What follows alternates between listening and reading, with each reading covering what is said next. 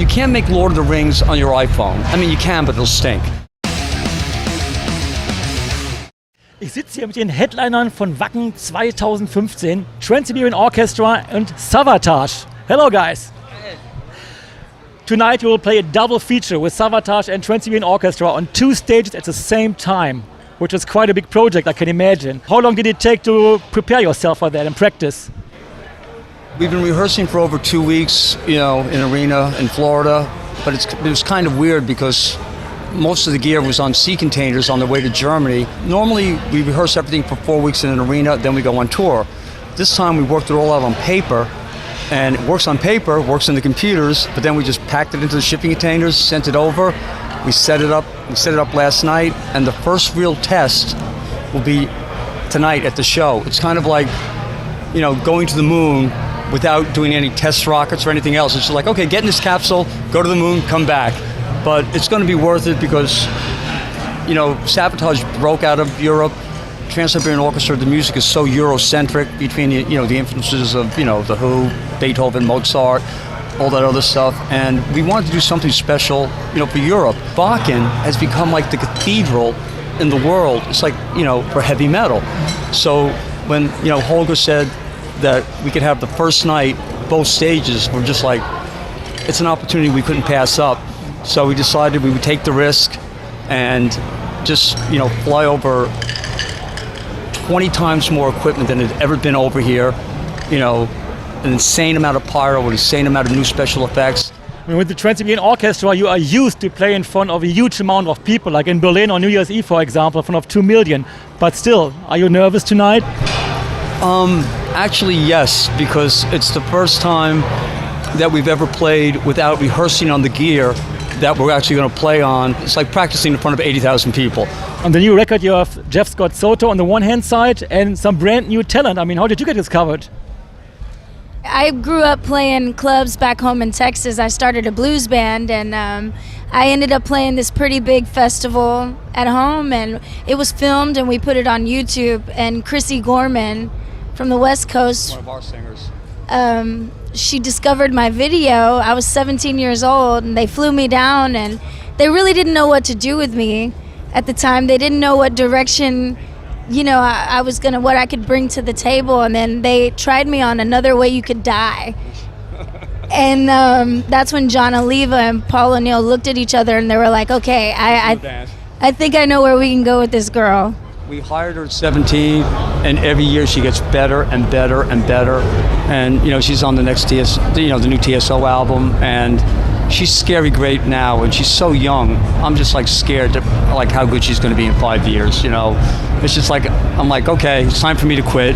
Go to the old folks' home. You're going to bring back Savatage after hiatus of 10 years. What's the reason for this reunion? The Wacken offer? John and I have been asked this a billion times, but we never wanted to do it unless we could do it right. We didn't want to just come over here, make a run.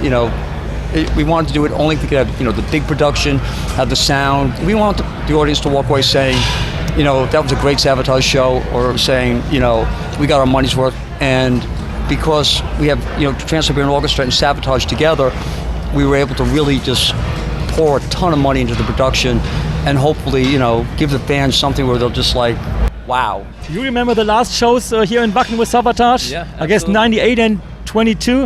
Well, yeah, 2002 was the last one we did at Wacken, yeah. The really exciting thing about this is going to the studio with Paul for our records like Wake and Magellan and Poets and Madmen and Dead Winter Dead. We were doing material on that record that had large orchestras and huge vocal pieces in it that, you could recreate live as a 6-piece, but you could never make it sound like the record's live. And now with this, we have the 2 bands going, and we're going to be able to have 16 vocalists doing all these vocal tracks that we had on record that you'd never be able to do.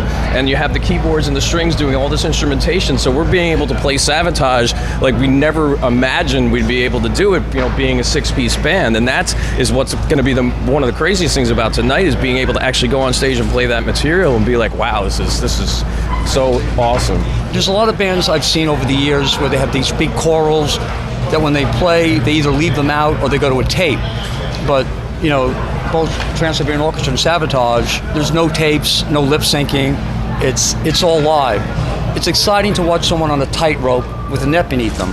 it's even more exciting to watch someone on a tightrope with no net beneath them. And Pro Tools is great, but you can't make Lord of the Rings on your iPhone. I mean, you can, but it'll stink. You know, you need a real, movie studio. And to make, these big, majestic sounding albums, you need SSL boards, real rooms where you can fit whole orchestras in, especially for Savatage, because the first album I did with them, Haul the Mountain King, we were so far over budget, but I just finished doing an album with Aerosmith, and one of the guys said, we have like $15,000 worth of blank tape, do you want it? And they gave it to the band. And so that helped us, make that album better. I mean, talking about John, how is he doing? He lost some weight, right? Oh yeah, he's getting his health together. His voice has never sounded better, and it's just so good to have the Mountain King back on the stage. When John left Savatage in '92, I think, he didn't just find Zach, he helped train Zach and make Zach the great singer that he became. And so many singers that come into TSO, John, carefully, helps to develop. Al, as I always say, like we find these young guitar players, I give Al young guitar players, Al hands me back rock stars. Everybody is curious, will there be a future of Savatage? One thing we learned a long time ago, never say anything. Whenever we promise a label, we're going to turn an album in, we turn it in like 4 years later. And with Savatage, there's so much great material. We want to put it out, but we always want it to be right. Savatage's Return to Wacken in der Limited Edition mit Patch und Letters from the Labyrinth vom TRANS-SIBERIAN Orchestra sowie weitere Alben, Shirts und Hoodies von Savatage und weitere Alben von TSO gibt es natürlich bei EMP. Klickt einfach auf den Link unten in der Beschreibung.